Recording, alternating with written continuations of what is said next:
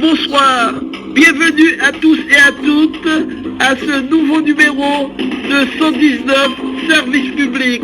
Ici Marie-Jeanne Grandcret, l'ami public numéro 1. Faites trembler le 119 comme vous seuls savez le faire.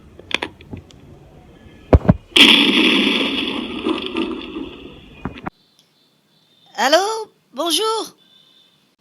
Allô, bonjour Marielle, je suis Bodo. Oui, Bodo. C'est vrai, je me souviens vaguement d'avoir déjà entendu ce nom quelque part. Monsieur, veuillez m'excuser si je vous dis que je me rappelle pas. Qu'est-ce que tu racontes, Marielle? C'est moi, ton frère unique Bodo, fils de ta mère Adressia, qui nous a élevés avec tant de passion, de pression et de dépression depuis la mort de notre père Bachout. Je suis à l'aéroport Toussaint Louverture.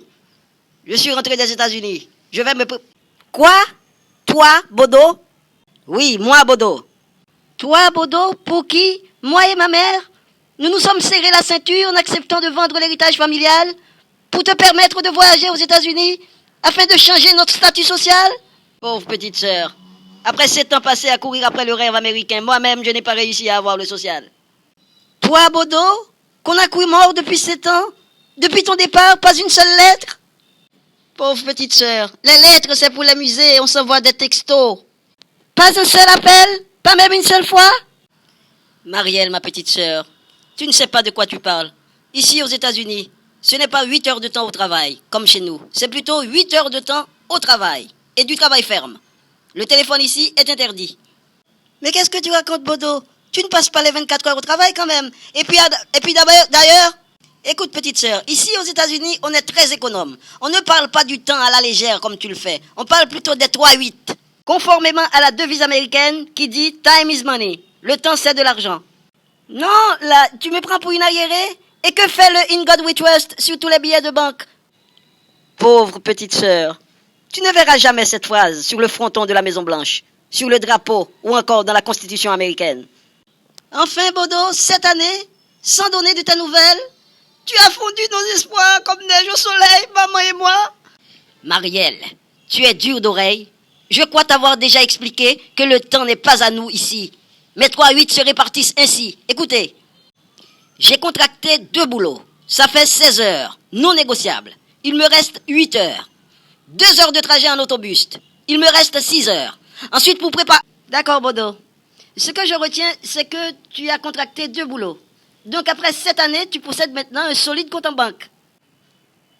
Pauvre petite sœur. L'argent des États-Unis est fait pour être regardé et non pour être gardé. Il n'y a que l'oxygène et le soleil qui sont gratuits. Et tu ne t'imagines pas la chance que tu as de vivre en Haïti, Marielle. Ton pays est la reine de la démocratie. Qu'est-ce que tu dis là, Bodo? Oui, Marielle. Pour apprécier Haïti à sa juste valeur, il faut un jour que tu commettes la folie de la quitter. Je te rappelle, grand frère, que si la Providence voudrait bien frapper de folie les 12 millions d'Haïtiens, ils se retrouveraient bien vite aux États-Unis d'Amérique. Alors, ces 12 millions d'inconscients se rendraient bien vite compte de ce qu'ils venaient de perdre. Ah bon? Et que perdront-ils comme ça? Mais leur liberté, petite sœur. Chez nous, la rue, c'est le salon du peuple. On peut uriner sur les pylônes électriques et sur les murs. Aux États-Unis, pour cela seulement, tu encours une grosse amende. La reine de la démocratie nous permet de balancer des détritus sur le trottoir, d'y installer des étals de commerce. On peut jeter des pierres sur un manguier pour cueillir des mangues sans se soucier à qui il appartient. Et si la pluie vous surprend, on peut grimper sur un perron et attendre que le beau temps revienne. Ici aux États-Unis, dans un quartier résidentiel, même quand vous avez mal aux pieds, on n'a pas le droit de s'arrêter pour admirer une belle maison. Il faut coûte que coûte continuer à circuler. Sinon, le 911 sait déjà qu'un individu a cessé de circuler. Écoute, Bodo, le pays tout entier baigne dans l'insécurité générale. Il faut choisir un chauffeur de taxi de bonne apparence pour transporter tes affaires. Pauvre petite sœur, de quelles affaires parles-tu donc? J'ai été arrêté hier soir et placé ce matin dans le premier Boeing en partance pour la perle des Antilles. Sans un habit de rechange, avec 25 $ en poche. Quoi?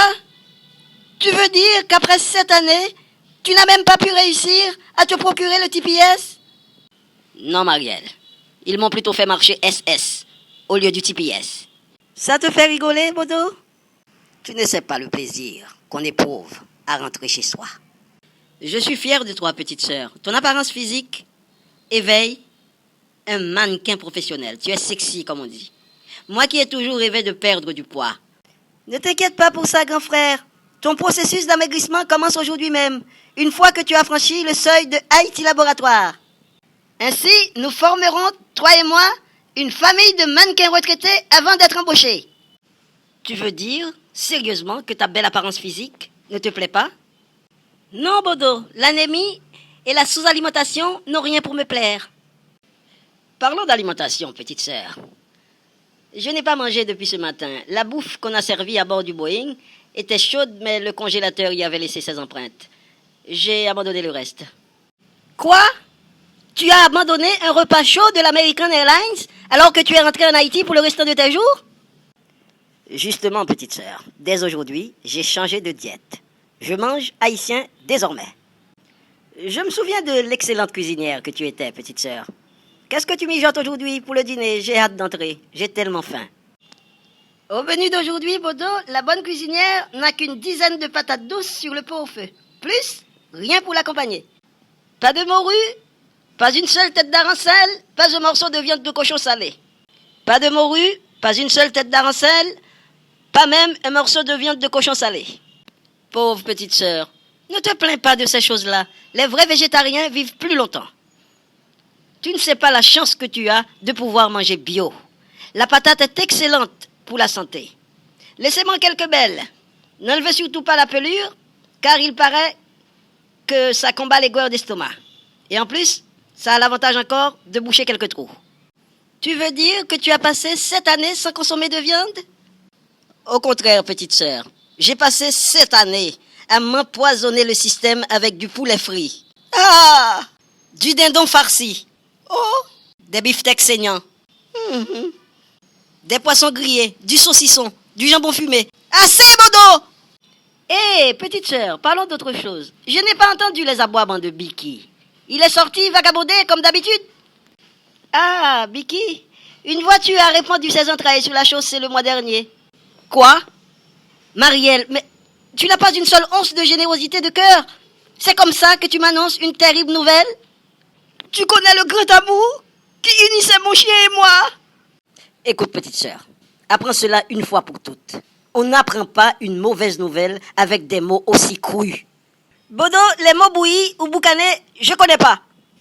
Écoute, Marielle, tu aurais pu me dire, par exemple, pour m'annoncer la terrible nouvelle, oui, Bodo, Biki allait très bien, il faisait câlin à tout le monde, il remuait la queue joyeusement, il s'était mis à courir dans tous les sens, tout le monde applaudissait, après il s'était mis à aboyer très fort, de plus en plus et de plus en plus faible, jusqu'à ce qu'on ne l'entendait plus. Alors, il avait effectué le grand voyage. Voilà comment on annonce une mauvaise nouvelle. Tu entends ça, petite sœur? Ah, quel malheur! Moi qui me préparais comme au bon vieux temps à gambader dans les montagnes du village accompagné de mon fidèle ami. Les longues promenades à travers les bois qui finissaient toujours par une bonne baignade à la rivière Kassotessi. Ah, Biki, mon fidèle ami, je ne t'oublierai jamais. Adieu, mon brave Biki. Hé, petite sœur, aujourd'hui n'est pas jour de marcher. J'ai pas entendu maman. Passez-la moi, s'il vous plaît. Oui, Bodo, maman allait très bien. Elle faisait câlin à tout le monde. Elle remuait la queue joyeusement et s'était mise à courir dans tous les sens. Tout le monde applaudissait. Qu'est-ce que tu dis là? Oui, Bodo, après, elle s'était mise à aboyer très fort, puis de plus en plus faible, jusqu'à ce qu'on ne l'entend plus. Alors maman était mûre pour le grand voyage. Non, maman!